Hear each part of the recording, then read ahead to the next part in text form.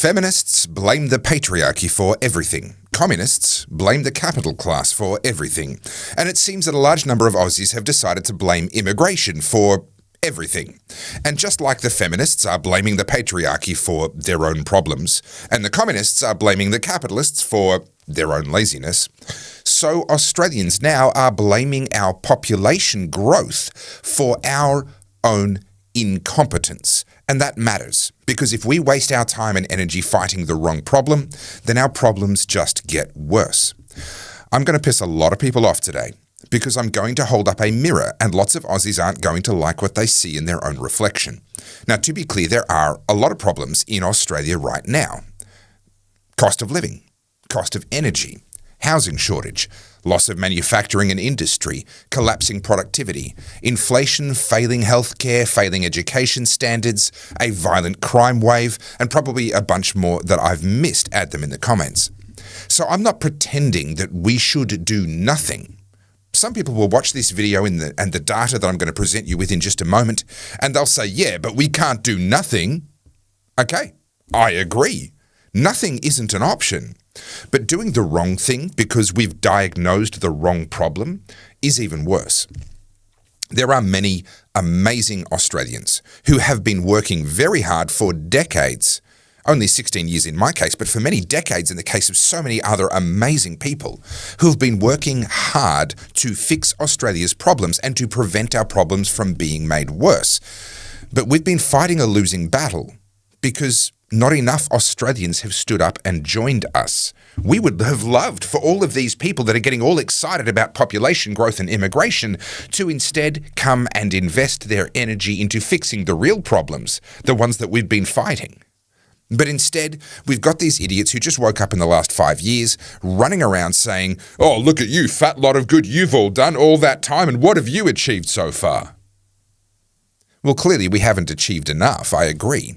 But it's a bit rich that so many people who have sat on the sidelines and refused to get involved in politics, refused to support those who did get involved, and refusing to get active for any one of the many different campaigns which they could have been active in, are now suddenly, well, they've got their knickers in and not over immigration, and they want to point the finger at people like me and so many others and tell us that none of what you're doing works, and that somehow magically they're going to get results and fix everything by stopping immigration.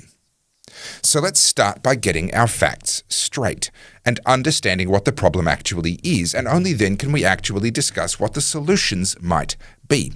Solutions that actually have a chance of working. My name's Topher, this is the Topher Project, and it seems that my lot in life is to tell people the truth and be hated for it. I've been doing it since 2009, when people hated me for talking about water and water mismanagement and the need to ditch the Murray-Darling Basin Plan. I've since been hated for defending free speech consistently, ever since Julia Gillard tried to censor us with her News Media Council. I've been hated for telling the truth about climate change. I was hated for telling the truth about COVID. Now that immigration has suddenly become the latest drama, the latest distraction for the masses, I'm being hated for telling the truth about that too. But if you appreciate having an Aussie telling the truth about the tough subjects, then please support my work by buying me a coffee via the button at topherfield.net. And if you like my videos, you will love my books, all about the need for civil disobedience in the modern age. You'll find those, plus my DVDs and my merch, at goodpeoplebreakbadlaws.com. Okay, so the narrative is that our population is growing too fast, and that's the cause of our economic, infrastructure, housing, crime, and cultural woes. There's too many people in Australia, and we are breaking Australia under the strain. That's the narrative. But what if I told you that our population growth in the last 20 years has been average, exactly the average of the 80 years since the end of World War II? The Australian Bureau of Statistics releases detailed population data, and we have full end-of-year data all the way up to the end of 2024. Now, I looked back every 10 years, from 2024 back to 2015, then from 2014 back to 2005, and so on, all the way back to 1945, 80 years in total. And if you then sort those decades in order of the percentage population increase in Australia, the last 10 years come out in fifth out of the 8 decades, 5th lowest, closer to the bottom than the top, in the bottom half of all of the decades since the end of the Second World War. And the previous 10 years before that, the decade from 2005 to 2014, it comes in at number 4 out of the last 8 decades. And yeah, there was a period of lower immigration before that, and there was a period of higher immigration before that. So my point is simply to state the obvious fact that whilst I agree that lots has gone wrong in Australia in the last 20 years, I agree we have a lot of work to do if we're going to save this country.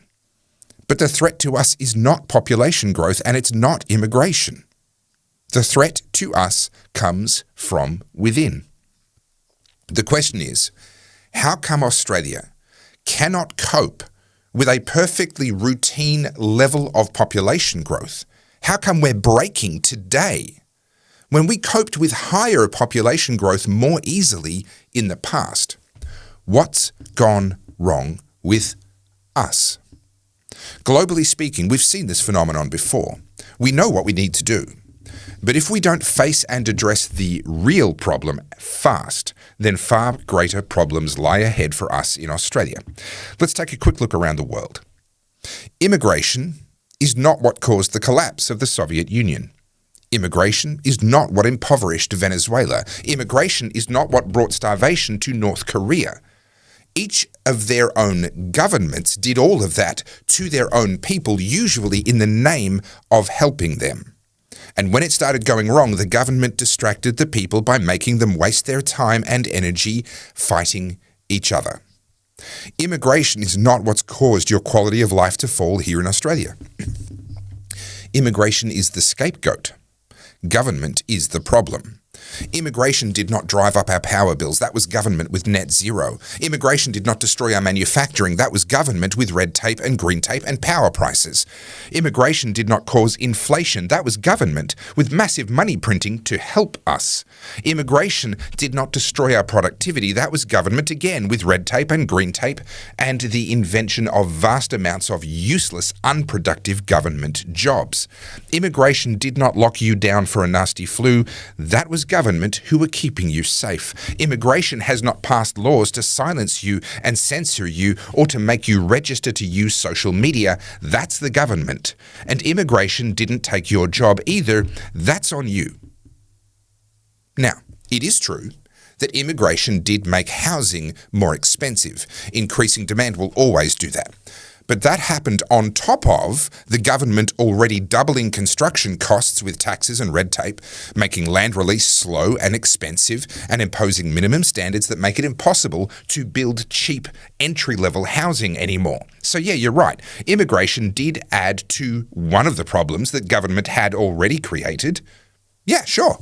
So hypothetically, if you win this fight against immigration, whatever that means, guess what? Houses will get a little bit cheaper temporarily.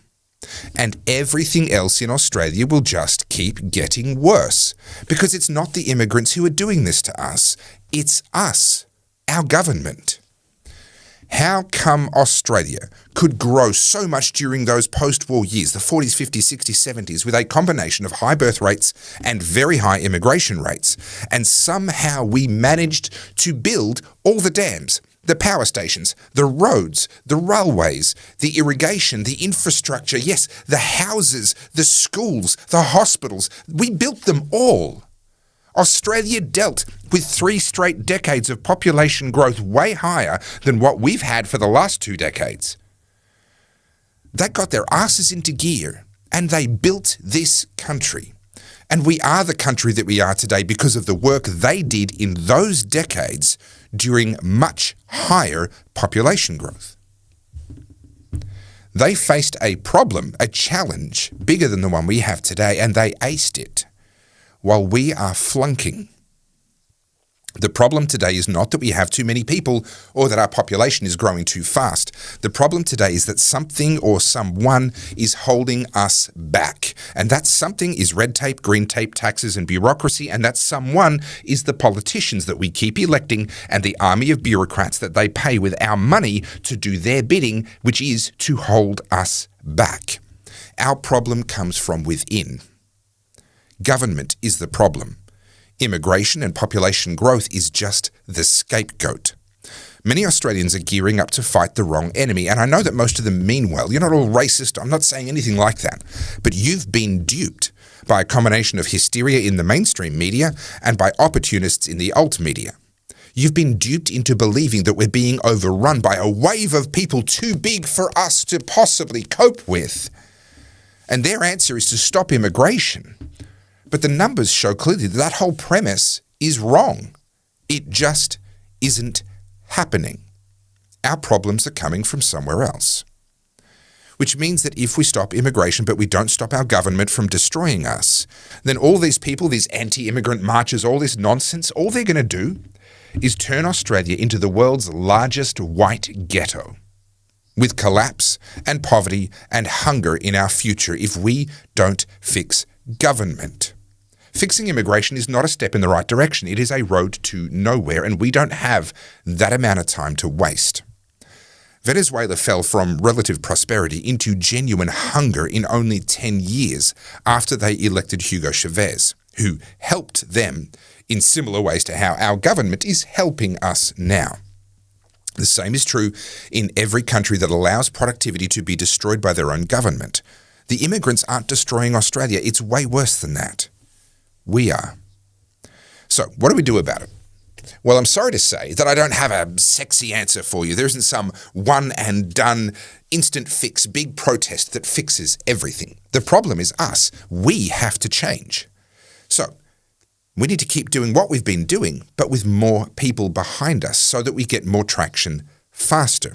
What a lot of people lose sight of is how many fights we've actually won in the last few decades, and just how bad things would already be were it not for the amazing people that have fought battle after battle against our government on behalf of all Australians, oftentimes with most Australians not even being aware that the battle was being fought. The Australia card. That was basically the original analogue version of what today has become the digital ID. That probably happened before you were born, I don't know. But we won that fight. We stopped it. Julia Gillard's not a carbon tax. We won that fight. Julia Gillard's censorship program called the News Media Council. We defeated that too. The list goes on with so many fights that we have fought and won. More recently, we fought The Voice and we won. We stopped the misinformation, disinformation bill, and there's heaps more. So when these newcomers who just got active during COVID, they want to point at campaigners like me and so many other far more amazing people who have given decades of their lives to this country, defending these newcomers from threats that they never even knew existed. And then these newcomers have the gall to look at them and to look at me and say, what have you achieved? Well, what I want to say to them is, we've achieved a fuckload more than you ungrateful little shit. But I don't. What I do is continue to do what I do, bringing awareness and supporting people who are fighting the fights. The people who are fighting fights which will actually do some good if they win, unlike this fight against immigration. Me personally, I'm in the fight against the E-Karen and her dangerous under-16 social media ban. We defeated the News Media Council. We defeated the misinformation, disinformation bill. We can defeat the E-Karen too. Not just to get Julie Inman Grant thrown out of that job, but to have the whole entire office abolished and her powers done away with. Now, that's what gets me up in the morning, but maybe that's not something that excites you.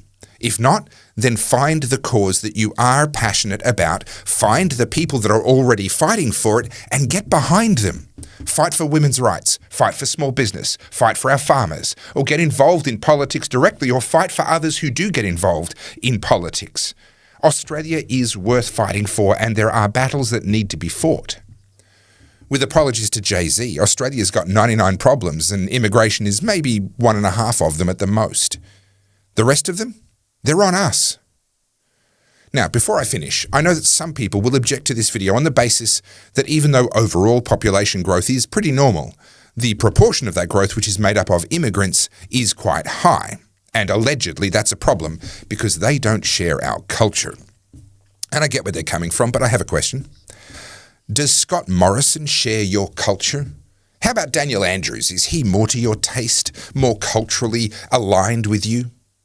Kevin Rudd? Malcolm Turnbull? Anthony Albanese? See, these are all good European names. These people come from good European stock. Are these the kinds of people? Is this the kind of culture that you want more of in Australia? Or are you perhaps willing to consider that when it comes to culture, you and I have more in common with the common folk from every other corner of the globe than what we have in common with these elites? Are you willing to finally realise that if we're going to defend Australia and protect our culture, we need to start by protecting and defending it from the elites? You're angry. I get it. And you want to fight for Australia. That's wonderful. Welcome. It's nice to have you. It's about time. But let's make sure we fight the problem, not the scapegoat. My name's Topher Field. This is the Topher Project, and telling people what they don't want to hear is what I do. You can help keep the Topher Project going by buying me a coffee via the button at topherfield.net, and check out my books, DVDs, and merch from goodpeoplebreakbadlaws.com. Thank you for your support and for watching to the end. The algorithm loves you, and so do I. Please like, comment, subscribe, and share as well. Check out this video that YouTube reckons you'll like as well. And as always, think free.